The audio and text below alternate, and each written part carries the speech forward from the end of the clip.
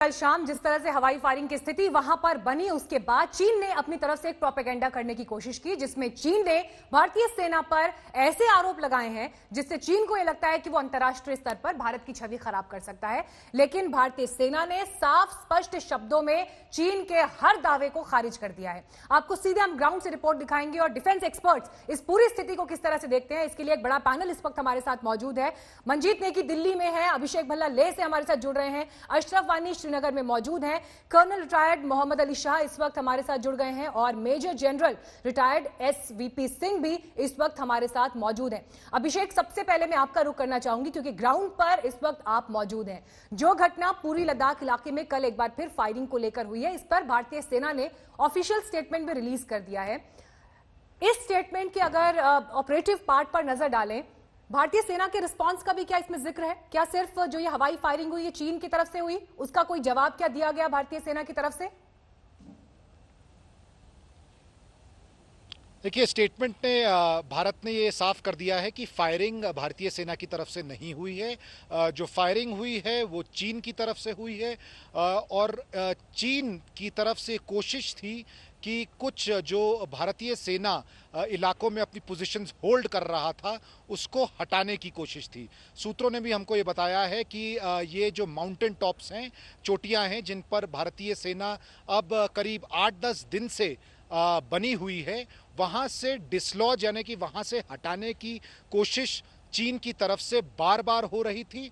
और कल शाम को 6 और 7 बजे के बीच में फिर से ऐसी कोशिश की गई और जब भारतीय सेना ने उनको रोका तो उन्होंने हवाई फायर करके डराने धमकाने की कोशिश की, लेकिन भारतीय सेना की तरफ से पूरा संयम बरता गया और फायरिंग से जवाब नहीं दिया गया। लेकिन सिचुएशन बाद में कंट्रोल में आ गई, लेकिन अभी भी स्थिति काफी गंभीर बनी हुई है, ऐसा सूत्रों से पता चल रहा है। बिल्कुल, और एलएसी पर किसी भी कीमत पर देश की संप्रभुता और अखंडता से कोई समझौता नहीं किया जाएगा। हम संयम बेशक बरत रहे हैं, लेकिन चीन इस बात को इस तरह से ना देखे कि उसके हर झूठे दावे को बर्दाश्त कर लिया जाएगा।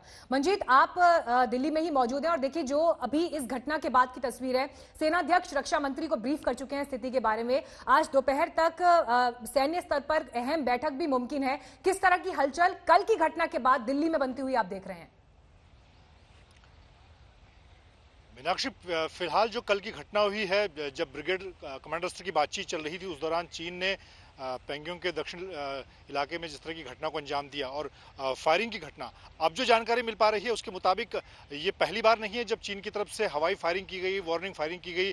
29 और 30 अगस्त को भी जब चीनी सेना ने दक्षिण पेंगोंग के कुछ इलाकों में घुसने की कोशिश की, जिसको भारतीय सेना ने मजबूती के साथ नाकाम किया था, उस दौरान भी चीनी सेना की तरफ से फायरिंग की गई। तो ये दूसरा मौका है जब पिछले कह सकते हैं कि 10 दिन के दौरान चीनी सेना की तरफ से इस तरह की कोशिश की गई, यानी कि हवाई फायरिंग। अभी तक ये माना जाता रहा है कि चीन से लगने वाली लाइन ऑफ एक्चुअल कंट्रोल पर फायरिंग नहीं होती है, आर्म्स का इस्तेमाल नहीं किया जाता, लेकिन ये दूसरी घटना है जो जानकारी हमें मिल पा रही है। हालांकि अभी बातचीत के जरिए जो टॉप कमांडर है वहां पर हालात को संभालने की कोशिश हो रही है, लेकिन अगर दिल्ली की बात की जाए तो यहाँ पर खुद सेना प्रमुख 2 दिन पहले लद्दाख के दौरे पर थे, वहां पर उन्होंने हालात का जायजा लिया था। और यहाँ पर दिल्ली की बात की जाए तो जो सैन्य कमांडर हैं, सेना प्रमुख हैं, सीडीएस हैं, वो सरकार को हालात की जानकारी पूरी तरह से दे रहे हैं। ठीक है, मंजीत लौटेंगे आपके पास और डिटेल्स के लिए। मेजर जनरल एसवीपी सिंह, आपसे मेरा सवाल ये, जो परिस्थितियां अभी आप एलएसी पर बनती हुई देख रहे हैं और चीन, देखिए क्लियर कट यहां पर एक तस्वीर यह भी बनती है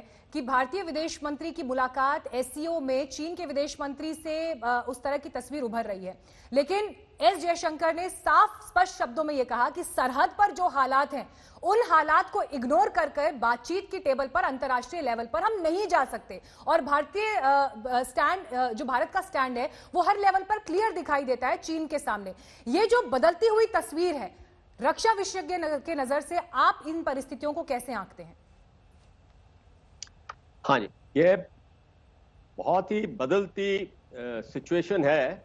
सबसे पहले मैं डिप्लोमेटिक लेवल पे, जैसे फॉरेन मिनिस्टर जयशंकर ने ये स्टेटमेंट दी है कि सरहद को अभी हम कुमाइन करेंगे बाकी बातचीतों के साथ, ये एक मेजर शिफ्ट है हमारी पॉलिसी में। इससे पहले हमने इसको बैक बर्नर में रखा हुआ था चीन के कहने पर, और जितनी भी अग्रीमेंट हुई हैं 1993, 96, 2005, 12, 13 में, वो एक वन साइडेड थी, मैं समझता हूं। ये बहुत अच्छा मूव है हमारा, बॉर्डर सिचुएशन को साथ कंबाइन करना है। दूसरा पॉइंट है कि चाइना ये अपनी हरकत जारी रखेगा, जिसको बोलते हैं क्लोक एंड डैगर। वो छुरा दिखाएगा पीठ पे, आगे हाथ मिलाएगा बातचीत की। और आपने देखा है जितनी भी स्टेटमेंट आ रही हैं चीन से, उनके मिनिस्टर के, उनके ग्लोबल टाइम्स वगैरह से, वो बोलते हैं हम शांतिपूर्वक हैं और हम अपने इलाके में है। उसकी एक ग्रैंड स्ट्रैटेजी है लद्दाख के अंदर। जी। गलवान वैली के ऊपर नहीं अभी वो रिस्ट्रिक्ट रहेगा, वो आगे बढ़ना चाहता है।